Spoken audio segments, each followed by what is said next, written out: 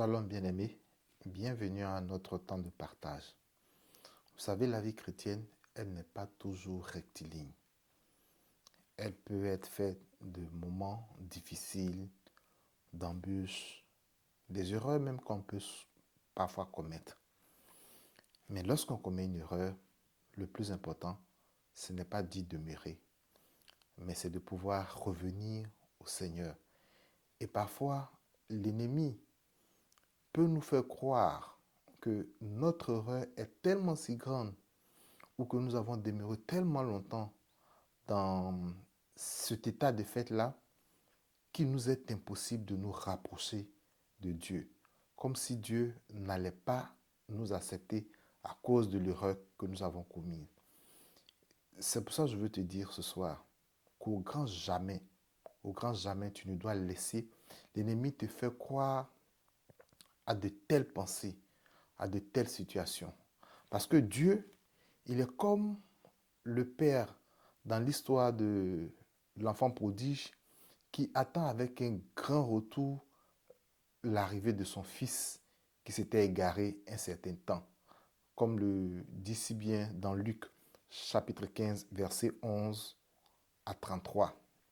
Dieu attend avec impatience notre retour lorsque nous faisons une erreur. Et c'est la raison pour laquelle il nous a donné une âme à nous qui sommes pécheurs, à nous qui parfois nous détournons de ses voies, à nous qui hésitons à cause du poids du péché, à cause de la culpabilité. Il nous a donné le pouvoir de nous repentir. En effet, dans Matthieu chapitre 4 au verset 17, Jésus dit, repentez-vous car le royaume des cieux est proche. En le disant, Jésus veut montrer que sans aucune repentance, aucun homme ne peut accéder au royaume des cieux.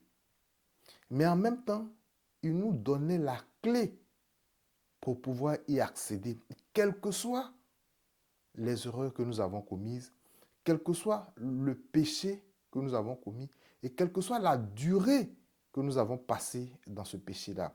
Dieu nous donnait ainsi donc la clé. La repentance va au-delà d'un simple regret des actes que nous posons. La repentance, elle implique à la fois et le regret et le changement d'attitude, d'action et de direction. La repentance ramène le cœur du pécheur vers le Seigneur. La repentance nous offre d'énormes bénéfices. C'est pourquoi nous devons pouvoir saisir cette âme que le Seigneur a mis en notre main. Par exemple, la repentance nous permet de briser les chaînes du passé. Les erreurs que nous avons faites dans le passé, lorsque nous nous repentons sincèrement, ces chaînes-là seront brisées au point que nous nous sentirons beaucoup plus libres.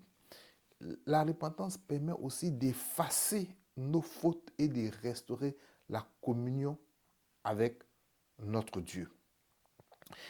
Et la repentance aussi, là où il y avait la culpabilité, là où le poids du péché nous accusait sans cesse, la repentance va permettre de faire surabonder la grâce, la faveur.